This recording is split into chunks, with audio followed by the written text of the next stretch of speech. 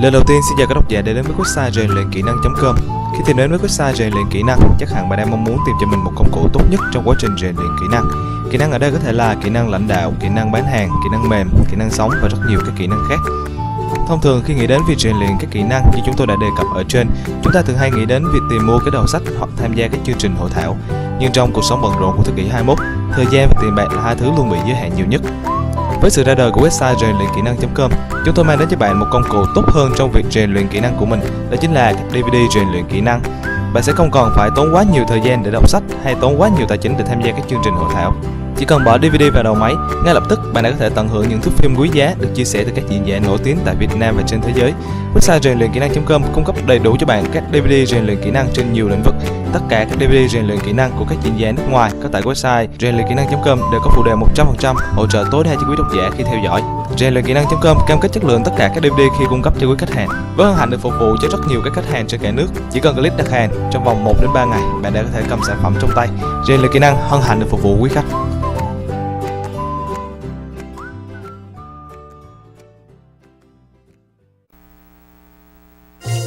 This program is made possible by Hay House, an international publisher helping people transform their lives through books, audios, and gifts that inform, enlighten, and inspire. On the web at www.hayhouse.com.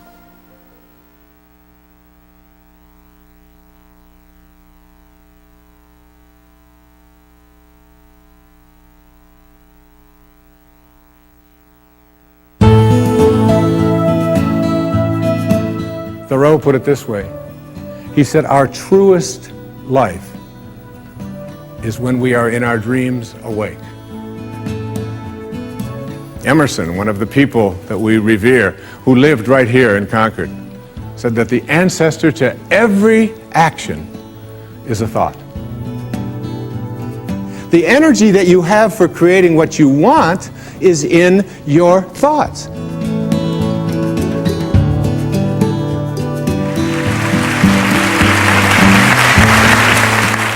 Dr. Wayne Dyer is a best-selling author, lecturer, and modern philosopher. He holds a doctorate in counseling psychology and is America's leading teacher of transformational wisdom. Thank you very much. There's a spiritual solution to every problem. It makes a very large claim, the title of this program. Where we are right now is perhaps the most fitting place we could be to talk about this subject. We're in Concord, Massachusetts, at the First Parish. If you look right up here to my right, there's a balcony, and Ralph Waldo Emerson and his family would come and sit there when they were children on Sundays.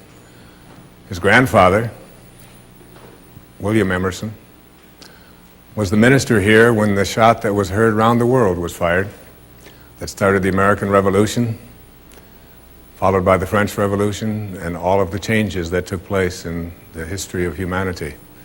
Much of it started right here at this First Parish, on this site where we are now seated.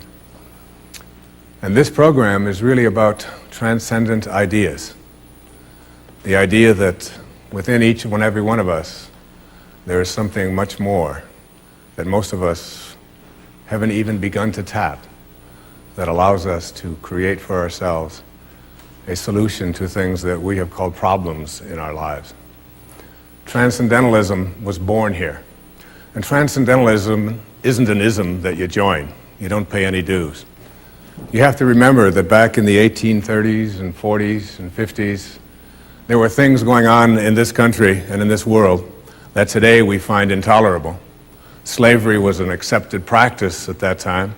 But right here in Massachusetts, in Concord, people like Emerson and Bronson Alcott, who was the father of Louisa May Alcott, and Nathaniel Hawthorne, Henry David Thoreau, people who would come to the school of philosophy and talk about ideas about how to abolish such things as slavery. All of those ideas and more. The idea that somehow this notion that we are wicked, or that we are born in sin, or that there's something wrong with us as people, all of this was being discussed here in this place in this beautiful place where new, transcendent ideas took place. I was introduced to these kinds of ideas when I was a young boy.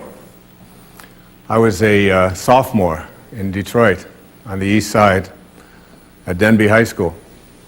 And I had a biology teacher. And my biology teacher was a very well-meaning, a very nice man. And he asked me if I would, and as he did everybody else in the class, if we would like to pass biology, that we would like to turn in something called a leaf collection. Now, I had already passed leaves. I had identified all the leaves that there were to identify and gotten a good grade on them. But he said, no, you have to do something more. You have to collect a whole bunch of them and turn them in for an assignment and prove that you have seen them. And I told him, in probably not the most diplomatic of ways, I won't be doing that. It just doesn't make any sense to me. At that time, there were some tough things going on in my own family, and I was working, and my mom was going through a hard time, and there was a divorce situation taking place, and it just seemed like a waste of time to me. And I've always kind of been one of those people who, and I'm not saying that I encourage this, I'm just saying that I recognize it as a trait that I've lived with my entire life. That doing things that just didn't make sense were something that I always at least questioned. And more than questioned, I took the consequences. I think probably the most famous line out of William Shakespeare is a line that is most quoted because it is that which tells us an enormous truth. To be or not to be? That is the question. And it's a very powerful and important question to ask yourself. Am I going to be? Am I not going to be? But the lines that followed it were even more significant. Whether 'tis nobler in the minds of men to suffer the slings and arrows of outrageous fortune, or to take arms against a sea of troubles and thus by opposing end them. And so you have to always ask yourself that question. I think I was doing that. I didn't quote Shakespeare in those days. But I knew that doing things that didn't seem right or didn't make sense or were just being done because everybody else did them didn't fit in. And when I told my biology teacher that I wouldn't be doing that, he sent me to the principal's office. And I sat in the principal's office on this bench that had been worn smooth by generations of people just like myself, waiting to see the principal. And I waited a Monday and then a Tuesday and a Wednesday, and finally on Thursday morning I was escorted into the principal's office.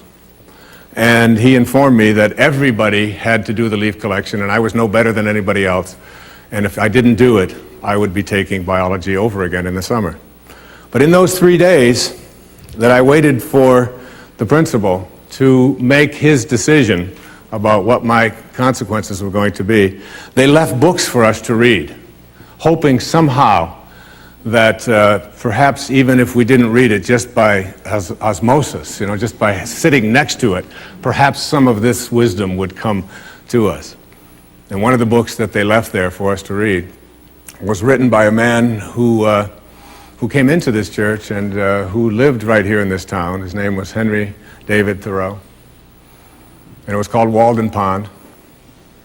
And I read through Walden, and it was all about nature, and it was all about sort of having a great reverence for all that is natural. But at the back of that particular edition, there was an essay that he had written. And the essay was called On the Necessity of Civil Disobedience. And I'd like to recommend to any of you who are running schools, if you have children that you are trying to get to conform and to fit in and to be just like everybody else, don't have them read Thoreau.